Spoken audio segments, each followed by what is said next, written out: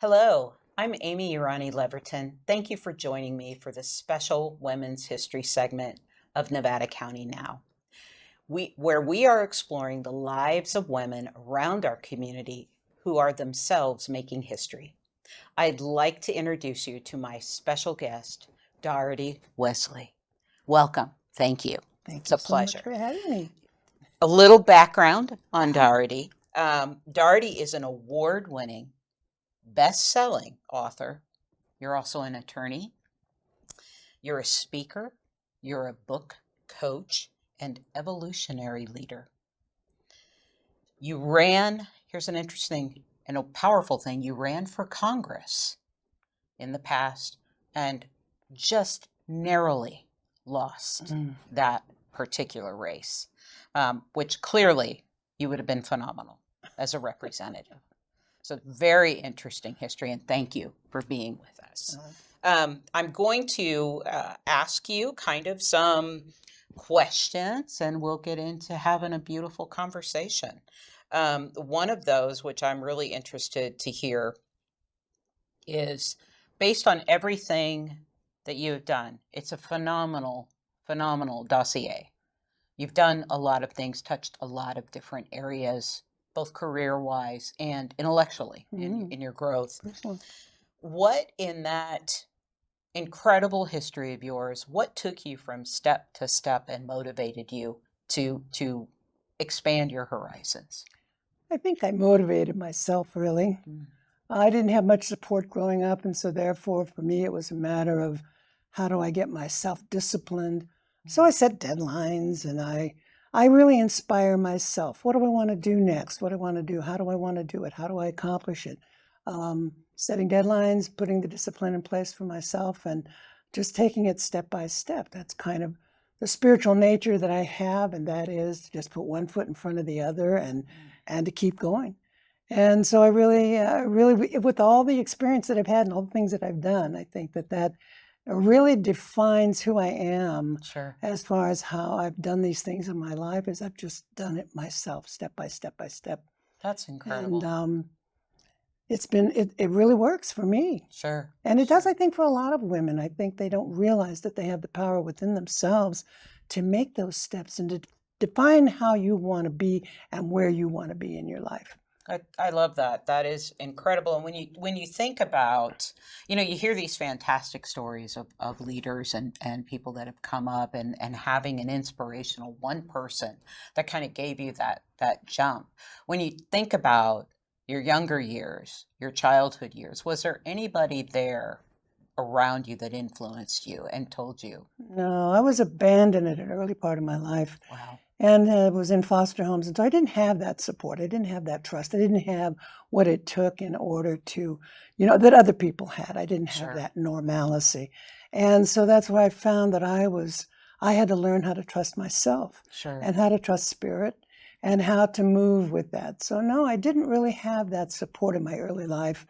And so I moved. That's how I found myself inspiring myself and moving on. So it was just. That's incredible. It was a lot of psychological work. I mean, Yeah. I was a psychological casebook, and it was through that experience of a lot of counseling and a lot of Sure. and a lot of spiritual work and all that I really grew to be who I am and do what I do. And so I found that that was kind of the way that I grew up and the way that I did it for myself. That's fantastic. I can relate to this with my mother, who at the age of 9 lost her mother and did not have a present father figure. And she and my two uncles were placed into, at the time, foster care. And they shifted around to different homes, and they were unfortunately separated because back at that time, when she was just 9 years old, they really wanted farmhands and people to do work. But in not relating that to your situation, which is obviously unique, and you went through several stages that made you who you are today, your resilience. Yeah, the interesting part of that was this was back in the 40s. Yep. And so therefore there wasn't any foster care system as Right. such. So just like you're saying with that, we were shipped from house to house Yes. to house. And this was on farmland. I mean, it Yep. was like, so it was really different.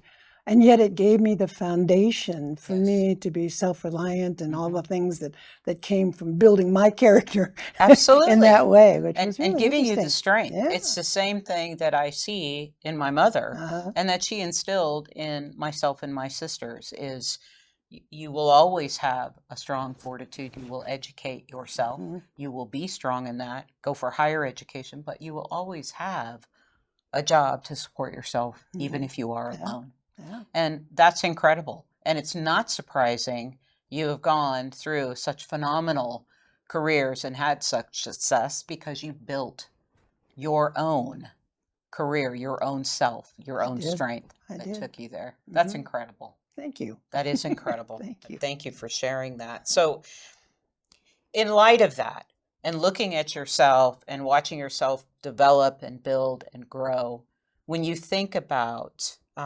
women in history, when you think about kind of across the board things you've learned, um, with whom do you look to as that one person that inspired you? Again, there wasn't any one person. There wasn't any particular woman. There have been a lot of fabulous women that have Sure. shown us the way in many, many ways. Yep. I think when I think of the women that really inspired me were the suffragettes. Yeah. The women who made the difference, who stepped out and did things that women couldn't do back then and just really stood up Yep. and were who they were Yeah. and defined themselves by changing society. And so I think that they're the ones that inspire me if I think about women, were the women who stood up and the women who are standing up today and doing the same thing, which I think is so important Yeah. in today's world. I agree. Still, Absolutely. yeah. It's almost like it's an everyday, you make a step forward, you take Exactly. two back. Mhm. And it's incredible, but you're absolutely correct. It's when you look at that historically, in 1920, we couldn't vote. Exactly. Exactly. There was no way. We didn't have it. We didn't have a No, we did voice. not have a voice. And that's, that's impactful. And I think that gets forgotten on our youngsters. And looking at if you were sitting here right now and there was a group of young ladies, just about to branch off and make their way in the world, what would you tell them? What would be your piece of advice to them right now? When you look at them and think they've got their whole lives ahead of me, what bit of inspiration or guidance can I offer them? I would think, of course, that they should take out every opportunity that comes their way Sure. and to make their own way too at the same time. So look for those opportunities. So many times I think that young women are not looking at the opportunities that are there. At the same time, women have a work to do with equality and equal representation. I remember when I was president of the League of Women Voters back in the 90s, that our motto was 50-50 by 2020. Yeah. And here we are in 2026 and we're not 50-50. So women need to still stand up and still need to take the opportunities because there are opportunities available I agree. at the same time right now. So that's what I would say. I love that. Inspire yourself and Good. take the opportunities that Absolutely. are presented. Yeah. Don't think you can't do it. Right. Or somebody telling you this is not a job for a woman. Right. Go for it. Yeah. You could probably do it much better. Yeah. So that's fantastic. Thank you for sharing. And on that vein, when you look at the world that we are today, what do you see how women in our world today, what is happening to women? What is our role today? What's the impact today? I think it's the same that I was just talking about, paying attention to the opportunities and at the same time standing up for the equality, equal representation, the kind of things that women still, there's a lot of effort out there to roll things back. I remember back in the 60s when we were doing women's consciousness raising, what it was, and I remember going, what is that? Because it was like, well, wait a minute, I already am who I am. Right. I don't know what that means. Right. And I learned what it meant. And I started a women's center during the 70s and put a lot of energy into bringing women more conscious of themselves and who they are and what they can do. And I amazing. think that there's an energy now that wants to stop that Mhm. and to kind of put things back to a time prior to now.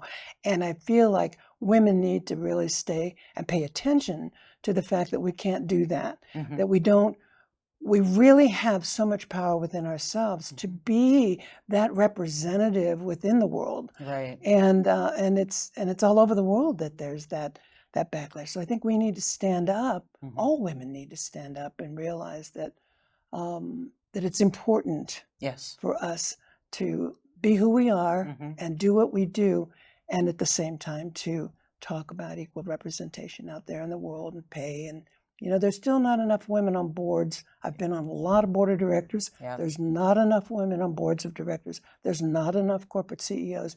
They're moving. We've been moving in that direction, but we're Yeah. not there yet. And I feel like it's important that we continue that movement And push that. and push it. I'd love to hear a little bit about the Women's Center that you talked Mhm, about mhm. opening, and what did you do for those women coming in? How did you help them to move forward or become better selves, better, influencers, grow their life better? Well, at the Women's Center, what we did was it was a kind of a co-op, Hmm. and it was back in the 70s. So we were all hippie days, I love that. I love And that. so there was a lot of that energy Sure, and sure. pulling people together and helping each other Yeah, because there was a lot of people out of work and yeah. so there was that. And we had meetings where we would talk, of course, about how women can stand up. And so it was really that as much as it was spiritual, Hmm. there was the spiritual nature of it all where bringing women's spirit to the forefront and helping them through the physical part of their life Hmm. as far as having food and taking care of the kids and Yeah. all that kind of thing. At the same time, the spiritual nature of expanding your metaphysical and your love and your Mhm. compassion and how important that is as we move forward in the world. And that was back in the 70s. Yeah. And it was a great experience, and I really, really enjoyed it. I'd never done anything like that before, It's which really fabulous. started my political career because I was like, whoa, this is really good. I really enjoy Yeah. helping people and putting that energy out there for them. That's fantastic. Yeah, That's and I love the idea of spirituality. I fully believe we are all connected. indeed. And it's interesting. You might think about someone and then the next minute they're calling you, right? There's this connection that we're unaware of or we choose not to see. Yeah. And when what would be if somebody wanted to really know themselves more, really delve into it, and kind of afraid or not having an influence in their life, another female that can encourage them, how would they open that door to start to look into gaining spirituality? Well, I wrote a book. Tell us about I that. wrote a book called How to Be the Real You. Great. And it's all about how to be the real you, how to become your authentic self, because there's never been any place where we could see that and learn Right. that. Right. And I have done so much work to be who I am, Hmm. because I love who I am. Right. I love where I am, and I love what I'm doing. And to be in at that place in life Yeah. is it took a lot of work and it took Sure. a lot of energy. And so I have a whole section on taming your monkey mind, because I talk about taming that monkey mind. I love that. And I talk all about the 5 keys of navigating through becoming your true self. And then I talk about emotional maturity and spiritual maturity in my book, because they're all connected. And it's just, those are the really important things. And that book, How to Love Be the that. Real You, is, I have found a lot of folks that it's made a lot of difference to. And that impact is huge. Yeah. That is huge. And we need, more folks, especially women, with your incredible insight, your incredible history, and the fact that you've captured that now in an accessible learning format for people who maybe don't have the courage to go to a place and sit with other women. They can embrace that. Thank you. That's incredible. For people who don't want to read the book either, Right. I have those courses are available on my website at daritywesley.com. I love that. And I've done them. I've got to tame the monkey mind, meet your monkey mind, how to meet and monitor your monkey mind, and then how to tame your monkey mind. Right. So I've got 2 videos on that help people and support people. It's fantastic. Yeah. That's lovely. And it's having those types of influencers, having those types of abilities or resources out there is so important for someone who really didn't recognize that's out there. Yes, Or someone who's going through something that doesn't recognize there is a resource there is. and embrace it. Right. And how much you could grow and learn from that. Indeed. That's fantastic. Yes, Thank thank you. you. Thank you. So tell me, or think about one thing that you could share that no one else would know about you. Well, there's not too much being this open person that I am, but I think one thing that most people don't know about me is that I didn't even start college till I was 33 years old. Wow. It was my booty year. Yep. And so, and 33, I started college, and then I Yep. did 4 years of college and 3 years of law school, Wow. and got out of law school when I was 40. So I began my career at 40, and I had a great 40-year career Nice. that just was wonderful. And now I'm doing the things that I'm doing now with book coaching and my Patreon site and Wisdom for the New Reality and a lot of my spiritual teaching. And so I think that that's probably something that most people don't know about me, is I was such a late bloomer. I wouldn't call that a late bloomer. I think you set yourself up for fantastic success. You took everything you learned and then put that forward. I think that's fantastic. Yeah. When you think about your years of representation in law, how much of that do you think influenced where you're at now in writing, your guidance and providing your knowledge to other folks? Well, since I started along the spiritual path, of course, when I was very young, but really when I started being public with it, so I really integrated my lawyering, being an attorney with that, and it was something my clients mostly appreciated. Yeah. I was a business lawyer as opposed to being in court. Privacy and information security was my bailiwick, including intellectual property, and I still do some of that and really enjoy it.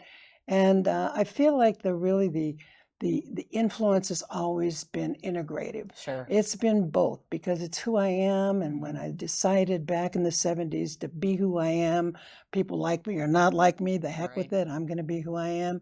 And that made my spiritual and the lawyer and all of that work together. And I had so much fun meeting people who would say, gee, a conscious lawyer, does that go together? It goes together. Right. It's a good thing. Yes, it is a good thing. Not to mention with integrity and ethics at the same time. Yes. Right, which is so important.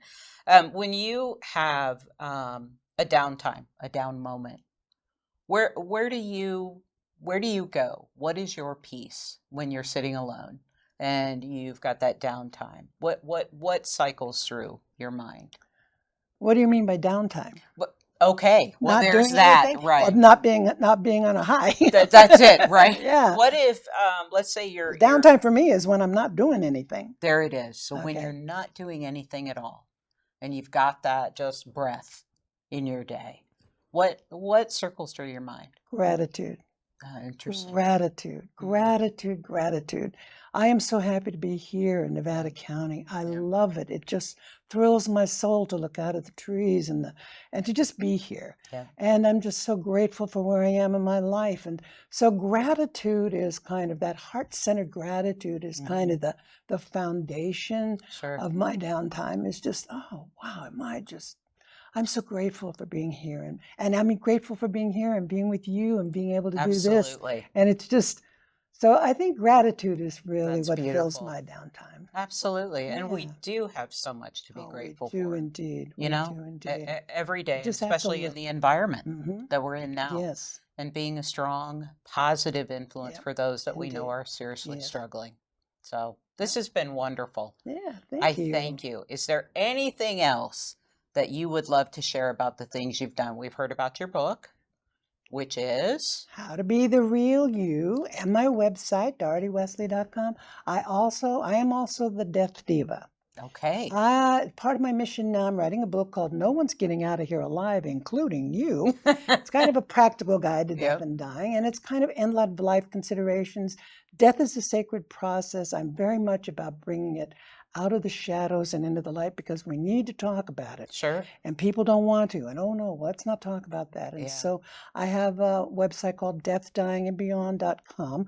I have a YouTube channel called Death, Dying, and Beyond, and I do monthly videos called Nice. Deaf Diva Darity. I love Deaf that. Diva Darity here. And so I've been doing those short videos on YouTube, Yeah. just talking about death as a sacred process, dying well, things we need to think about, which I think is really important. And that's something I wanted to share with our audience too, is I love that. to let them know that that's an important thing. It is. It is. It definitely is. And even in my own life, as transitioning, watching my parents age, and having a mother that is now transitioning through the unfortunate stages of dementia, and watching that transgression, right? You really see little bits and pieces of them go. That's right. But truly, as a family, as with my siblings, we don't ever discuss or get to that stage, which that type of resource, what you're offering, is incredible and can be very supportive. It's a part of life that is inevitable. It is.